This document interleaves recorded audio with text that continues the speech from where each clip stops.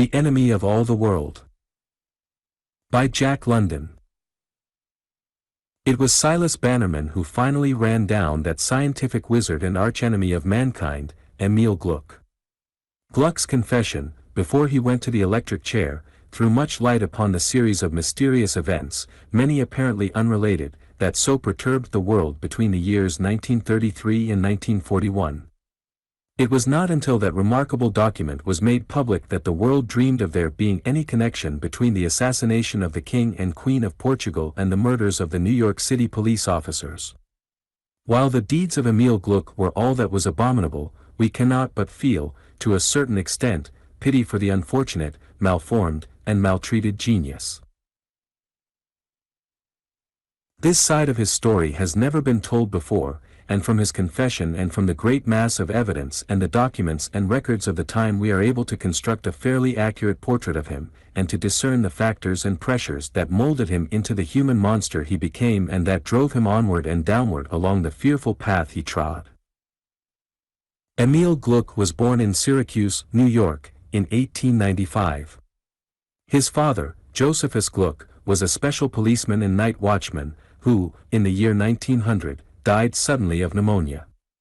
The mother, a pretty, fragile creature, who, before her marriage, had been a milliner, grieved herself to death over the loss of her husband.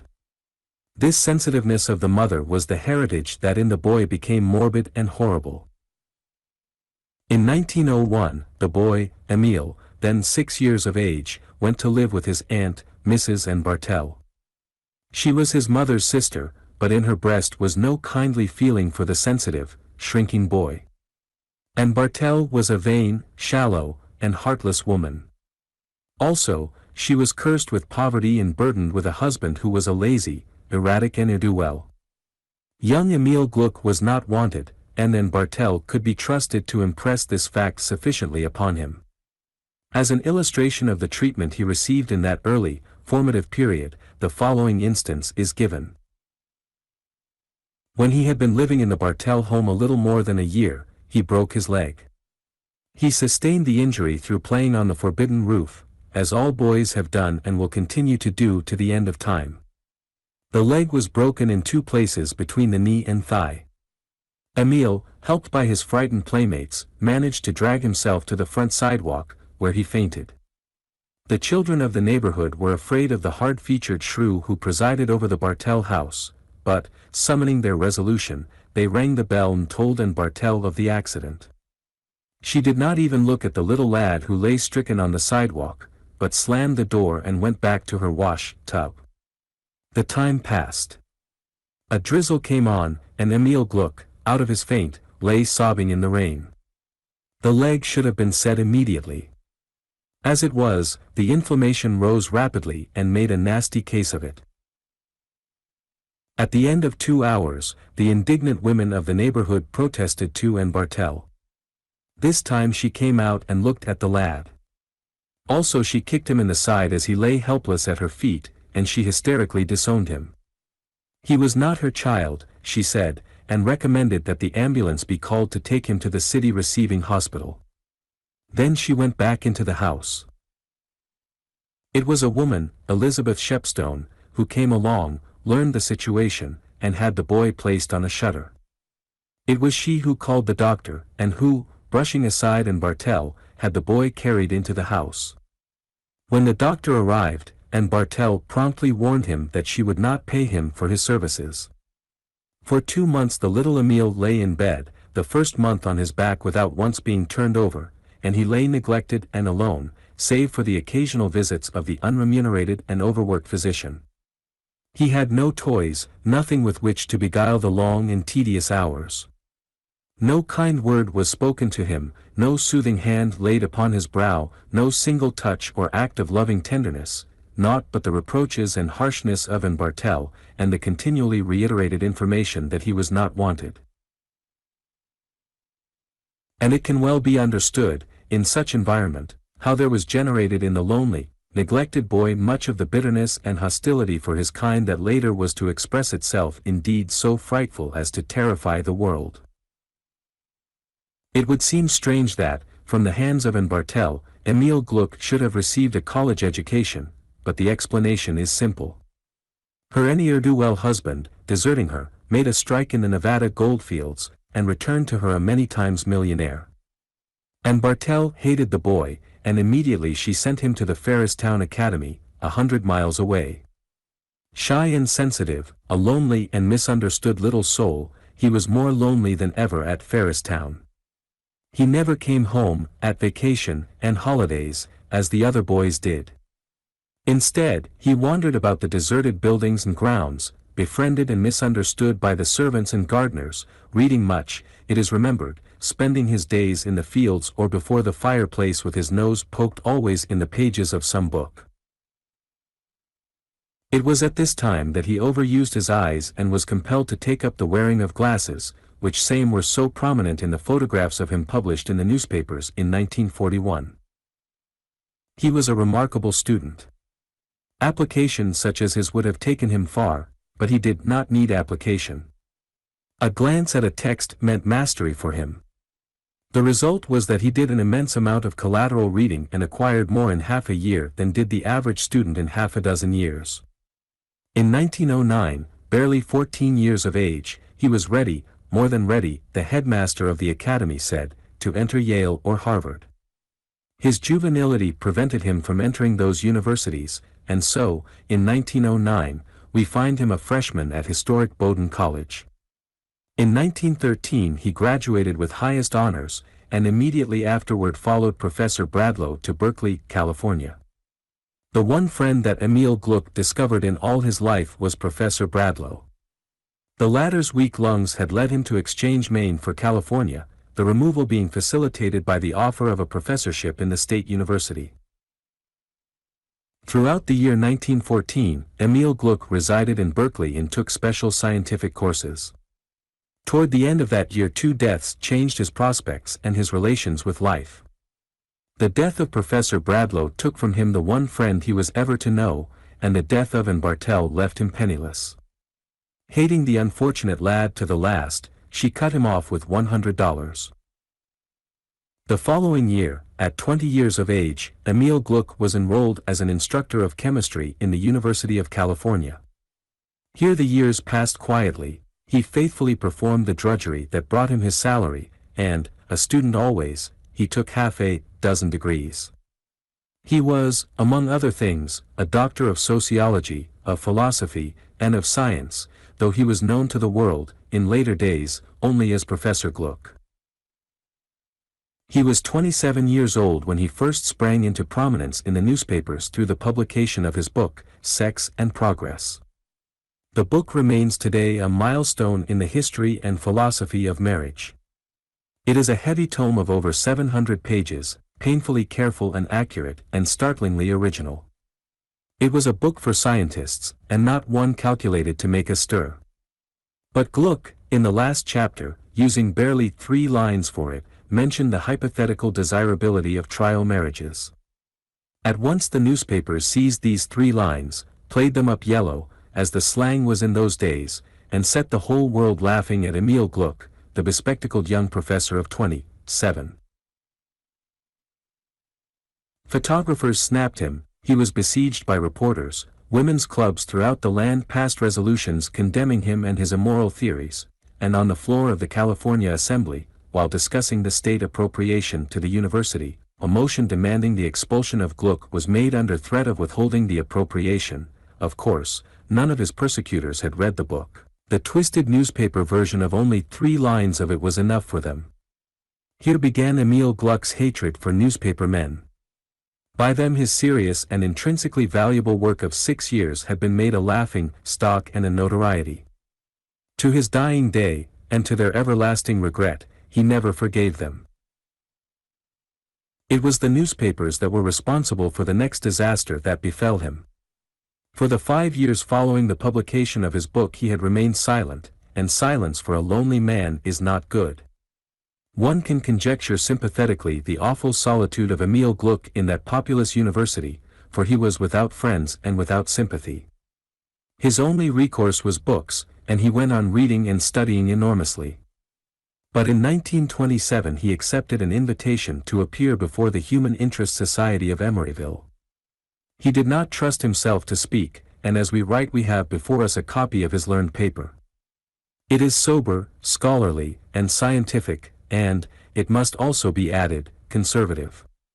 But in one place he dealt with, and I quote his words, the industrial and social revolution that is taking place in society.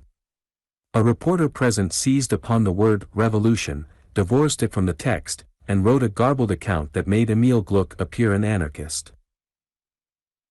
At once, Professor Gluck, anarchist, flamed over the wires and was appropriately featured in all the newspapers in the land. He had attempted to reply to the previous newspaper attack, but now he remained silent. Bitterness had already corroded his soul. The university faculty appealed to him to defend himself, but he sullenly declined, even refusing to enter in defense a copy of his paper to save himself from expulsion. He refused to resign, and was discharged from the university faculty. It must be added that political pressure had been put upon the university regents and the president. Persecuted, maligned, and misunderstood, the forlorn and lonely man made no attempt at retaliation. All his life he had been sinned against, and all his life he had sinned against no one. But his cup of bitterness was not yet full to overflowing. Having lost his position, and being without any income, he had to find work. His first place was at the Union Iron Works, in San Francisco, where he proved a most able draftsman. It was here that he obtained his first-hand knowledge of battleships and their construction. But the reporters discovered him and featured him in his new vocation. He immediately resigned and found another place, but after the reporters had driven him away from half a dozen positions, he steeled himself to brazen out the newspaper persecution. This occurred when he started his electroplating establishment, in Oakland, on Telegraph Avenue.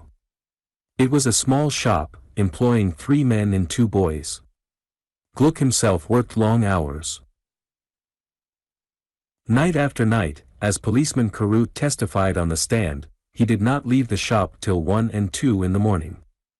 It was during this period that he perfected the improved ignition device for gas engines, the royalties from which ultimately made him wealthy. He started his electroplating establishment early in the spring of 1928, and it was in the same year that he formed the disastrous love attachment for Irene Tackley. Now it is not to be imagined that an extraordinary creature such as Emil Gluck could be any other than an extraordinary lover. In addition to his genius, his loneliness, and his morbidness, it must be taken into consideration that he knew nothing about women. Whatever tides of desire flooded his being, he was unschooled in the conventional expression of them, while his excessive timidity was bound to make his love-making unusual. Irene Tackley was a rather pretty young woman, but shallow and light-headed. At the time she worked in a small candy store across the street from Gluck's shop. He used to come in and drink ice cream sodas and lemon squashes, and stare at her. It seems the girl did not care for him, and merely played with him. He was queer, she said, and at another time she called him a crank when describing how he sat at the counter and peered at her through his spectacles, blushing and stammering when she took notice of him, and often leaving the shop in precipitate confusion. Gluck made her the most amazing presents, a silver tea service, a diamond ring, a set of furs, opera glasses, a ponderous history of the world in many volumes, and a motorcycle all silver-plated in his own shop. Enters now the girl's lover, putting his foot down, showing great anger, compelling her to return Gluck's strange assortment of presents. This man, William Sherborne, was a gross and stolid creature, a heavy-jawed man of the working class who had become a successful building contractor in a small way. Gluck did not understand. He tried to get an explanation, attempting to speak with the girl when she went home from work in the evening. She complained to Sherborne, and one night he gave Gluck a beating.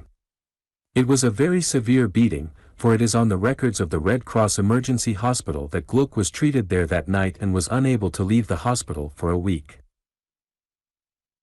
Still Gluck did not understand.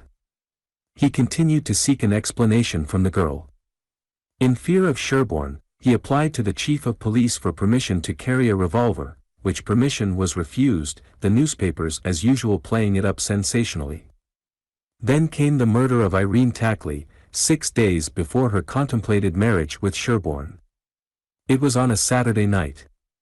She had worked late in the candy store, departing after 11 o'clock with her week's wages in her purse. She rode on a San Pablo Avenue surface car to 34th Street, where she alighted and started to walk the 3 blocks to her home. That was the last scene of her alive. Next morning she was found, strangled, in a vacant lot. Emil Gluck was immediately arrested. Nothing that he could do could save him. He was convicted, not merely on circumstantial evidence, but on evidence cooked up by the Oakland police. There is no discussion but that a large portion of the evidence was manufactured. The testimony of Captain Sheehan was the sheerest perjury, it being proved long afterward that on the night in question he had not only not been in the vicinity of the murder, but that he had been out of the city in a resort on the San Leandro Road. The unfortunate Gluck received life imprisonment in San Quentin, while the newspapers and the public held that it was a miscarriage of justice, that the death penalty should have been visited upon him. Gluck entered San Quentin prison on April 17, 1929. He was then 34 years of age. And for 3 years and a half, much of the time in solitary confinement, he was left to meditate upon the injustice of man. It was during that period that his bitterness corroded home and he became a hater of all his kind. 3 other things he did during the same period: he wrote his famous treatise, Human Morals, his remarkable brochure, The Criminal Sane, and he worked out his awful and monstrous scheme of revenge. It was an episode that had occurred in his electroplating establishment that suggested to him his unique weapon of revenge. As stated in his confession, he worked every detail out theoretically during his imprisonment, and was able, on his release, immediately to embark on his career of vengeance.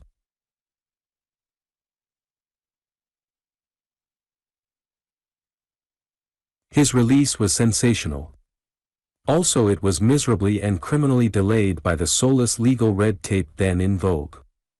On the night of February 1, 1932, Tim Haswell, a hold-up man, was shot during an attempted robbery by a citizen of Piedmont Heights. Tim Haswell lingered 3 days, during which time he not only confessed to the murder of Irene Tackley, but furnished conclusive proofs of the same. Bert Daniker, a convict dying of consumption in Folsom Prison, was implicated as accessory, and his confession followed. It is inconceivable to us of today, the bungling, dilatory processes of justice a generation ago. Emil Gluck was proved in February to be an innocent man, yet he was not released until the following October. For 8 months, a greatly wronged man, he was compelled to undergo his unmerited punishment. This was not conducive to sweetness and light, and we can well imagine how he ate his soul with bitterness during those dreary 8 months. He came back to the world in the fall of 1932, as usual a feature topic in all the newspapers. The papers, instead of expressing heartfelt regret, continued their old sensational persecution. One paper did more, the San Francisco Intelligencer. John Hartwell, its editor, elaborated an ingenious theory that got around the confessions of the 2 criminals and went to show that Gluck was responsible, after all, for the murder of Irene Tackley. Hartwell died.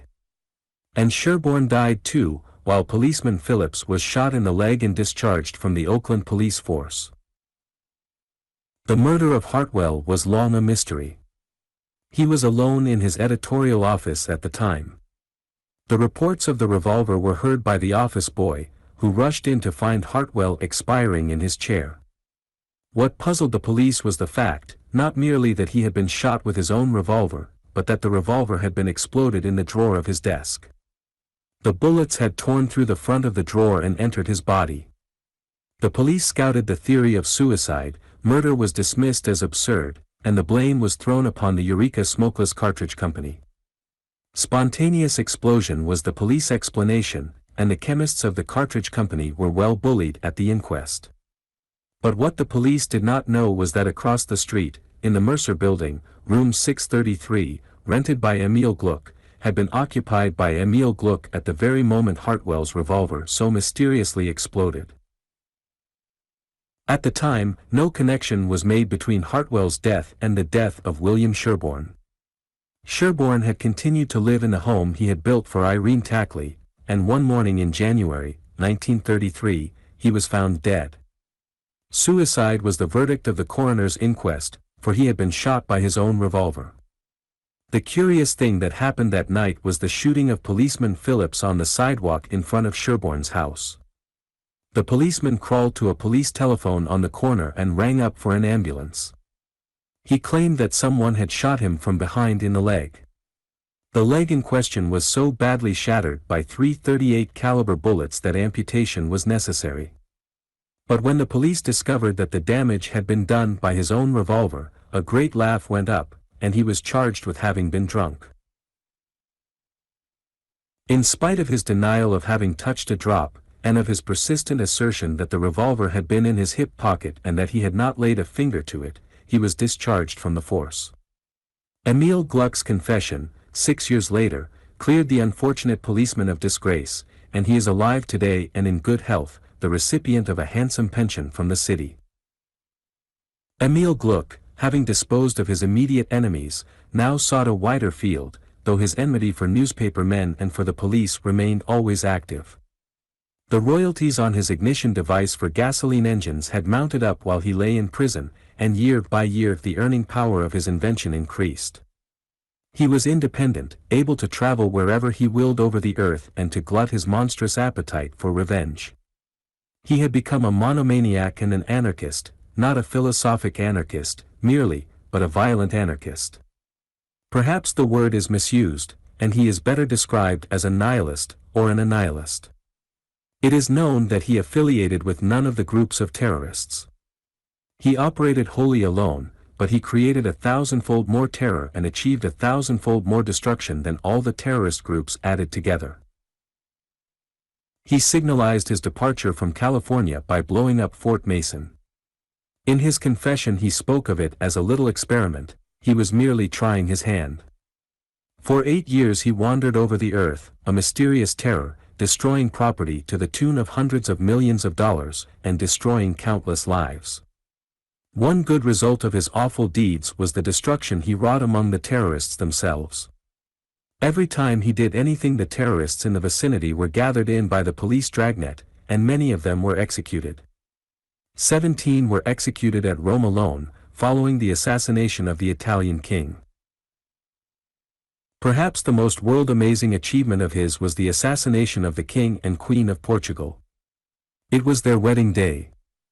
All possible precautions had been taken against the terrorists, and the way from the cathedral, through Lisbon streets, was double-banked with troops, while a squad of 200 mounted troopers surrounded the carriage.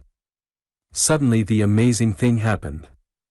The automatic rifles of the troopers began to go off, as well as the rifles, in the immediate vicinity, of the double-banked infantry. In the excitement the muzzles of the exploding rifles were turned in all directions. The slaughter was terrible. Horses, troops, spectators, and the king and queen, were riddled with bullets. To complicate the affair, in different parts of the crowd behind the foot soldiers, 2 terrorists had bombs explode on their persons. These bombs they had intended to throw if they got the opportunity. But who was to know this? The frightful havoc wrought by the bursting bombs but added to the confusion. It was considered part of the general attack. One puzzling thing that could not be explained away was the conduct of the troopers with their exploding rifles. It seemed impossible that they should be in the plot, yet there were the hundreds their flying bullets had slain, including the king and queen. On the other hand, more baffling than ever was the fact that 70% of the troopers themselves had been killed or wounded. Some explained this on the ground that the loyal foot soldiers, witnessing the attack on the royal carriage, had opened fire on the traitors. Yet not one bit of evidence to verify this could be drawn from the survivors, though many were put to the torture. They contended stubbornly that they had not discharged their rifles at all, but that their rifles had discharged themselves. They were laughed at by the chemists, who held that, while it was just barely probable that a single cartridge, charged with the new smokeless powder, might spontaneously explode, it was beyond all probability and possibility for all the cartridges in a given area, so charged, spontaneously to explode. And so, in the end, no explanation of the amazing occurrence was reached.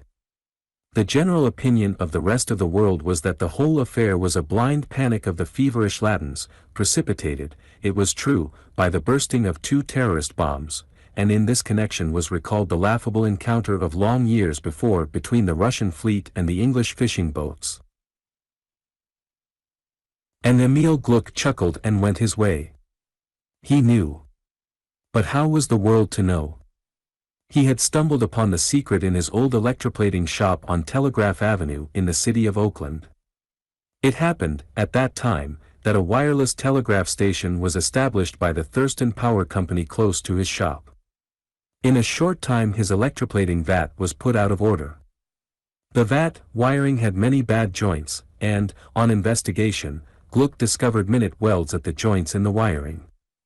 These, by lowering the resistance, had caused an excessive current to pass through the solution, boiling it and spoiling the work.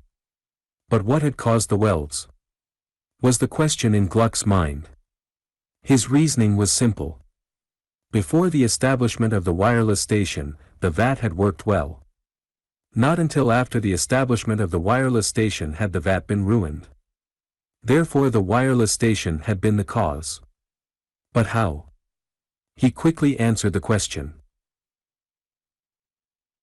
If an electric discharge was capable of operating a coherer across 3,000 miles of ocean, then, certainly, the electric discharges from the wireless station 400 feet away could produce coherer effects on the bad joints in the vat wiring. Gluck thought no more about it at the time. He merely rewired his vat and went on electroplating. But afterwards, in prison, he remembered the incident, and like a flash there came into his mind the full significance of it.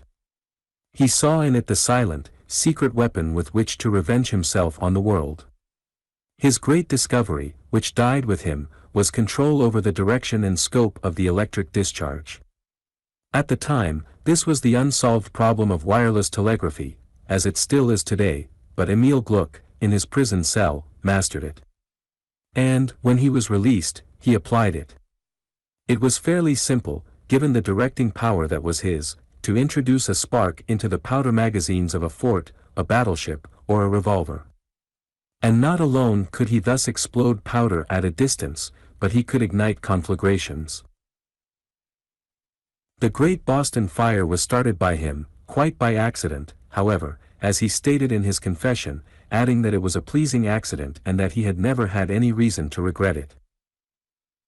It was Emil Gluck that caused the terrible German-American War, with the loss of 800,000 lives and the consumption of almost incalculable treasure.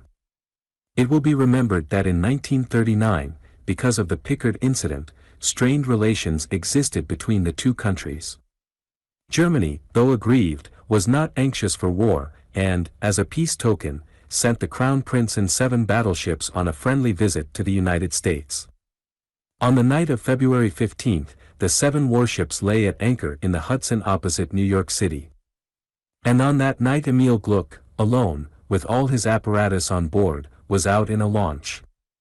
This launch, it was afterwards proved, was bought by him from the Ross Turner Company, while much of the apparatus he used that night had been purchased from the Columbia Electric Works. But this was not known at the time. All that was known was that the 7 battleships blew up, one after another, at regular 4-minute intervals. 90% of the crews and officers, along with the Crown Prince, perished.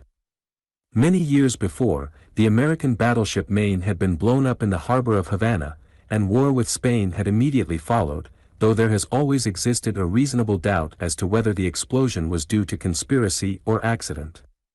But accident could not explain the blowing up of the 7 battleships on the Hudson at 4-minute intervals. Germany believed that it had been done by a submarine, and immediately declared war. It was 6 months after Gluck's confession that she returned the Philippines and Hawaii to the United States.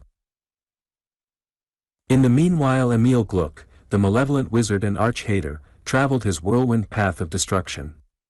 He left no traces scientifically thorough, he always cleaned up after himself. His method was to rent a room or a house, and secretly to install his apparatus, which apparatus, by the way, he so perfected and simplified that it occupied little space. After he had accomplished his purpose he carefully removed the apparatus. He bade fair to live out a long life of horrible crime. The epidemic of shooting of New York City policemen was a remarkable affair. It became one of the horror mysteries of the time. In 2 short weeks over 100 policemen were shot in the legs by their own revolvers. Inspector Jones did not solve the mystery, but it was his idea that finally outwitted Gluck. On his recommendation the policemen ceased carrying revolvers, and no more accidental shootings occurred. It was in the early spring of 1940 that Gluck destroyed the Mare Island Navy Yard. From a room in Vallejo he sent his electric discharges across the Vallejo Straits to Mare Island. He first played his flashes on the battleship Maryland. She lay at the dock of one of the mine magazines. On her forward deck, on a huge temporary platform of timbers, were disposed over 100 mines. These mines were for the defense of the Golden Gate. Any one of these mines was capable of destroying a dozen battleships, and there were over 100 mines. The destruction was terrific, but it was only Gluck's overture.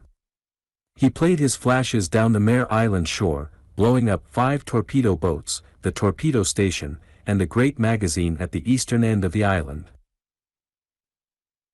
Returning westward again, and scooping in occasional isolated magazines on the high ground back from the shore, he blew up 3 cruisers and the battleships Oregon, Delaware, New Hampshire, and Florida. The latter had just gone into dry dock, and the magnificent dry dock was destroyed along with her.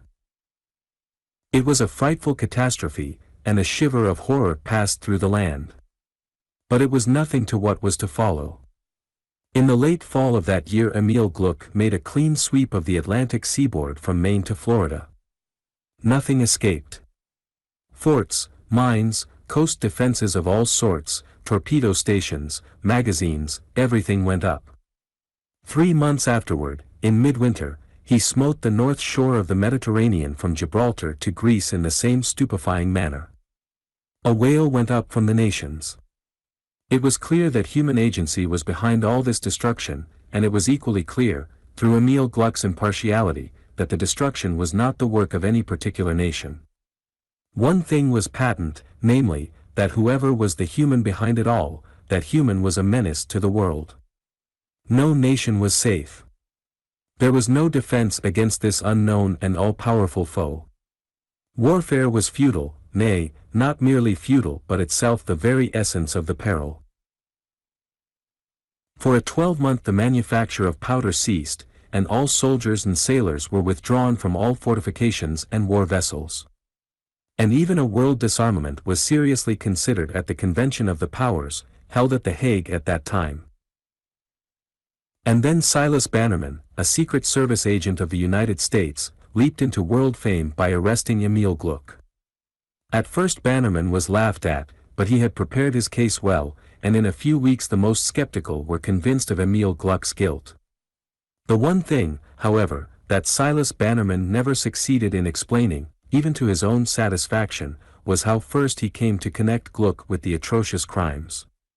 It is true, Bannerman was in Vallejo, on secret government business, at the time of the destruction of Mare Island, and it is true that on the streets of Vallejo Emil Gluck was pointed out to him as a queer crank, but no impression was made at the time. It was not until afterward, when on a vacation in the Rocky Mountains and when reading the first published reports of the destruction along the Atlantic coast, that suddenly Bannerman thought of Emil Gluck. And on the instant there flashed into his mind the connection between Gluck and the destruction.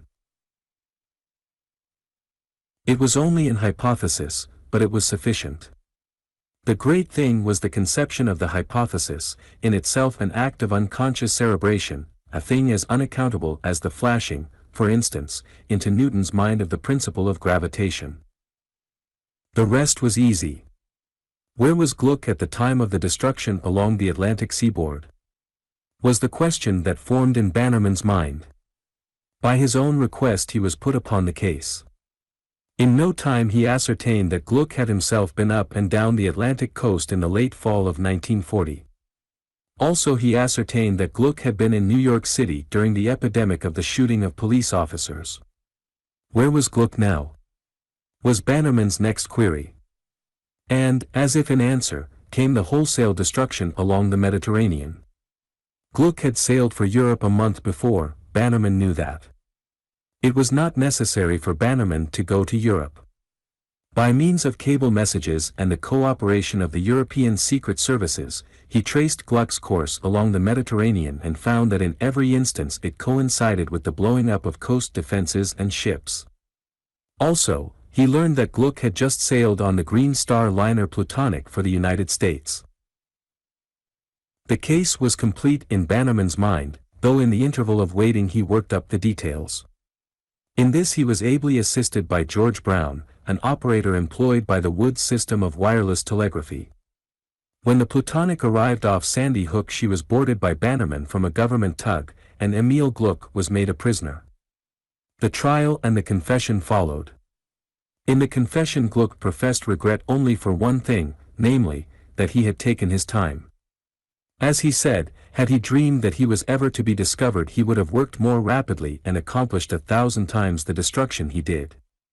His secret died with him, though it is now known that the French government managed to get access to him and offered him 1,000,000,000 francs for his invention wherewith he was able to direct and closely to confine electric discharges. What was Gluck's reply? To sell to you that which would enable you to enslave and maltreat suffering humanity. And though the war departments of the nations have continued to experiment in their secret laboratories, they have so far failed to light upon the slightest trace of the secret. Emil Gluck was executed on December 4, 1941, and so died, at the age of 46, one of the world's most unfortunate geniuses, a man of tremendous intellect, but whose mighty powers, instead of making toward good, were so twisted and warped that he became the most amazing of criminals. Culled from Mr. A. G. Burnside's Eccentricities of Crime, by kind permission of the publishers, Messrs. Holiday and Whitsunday.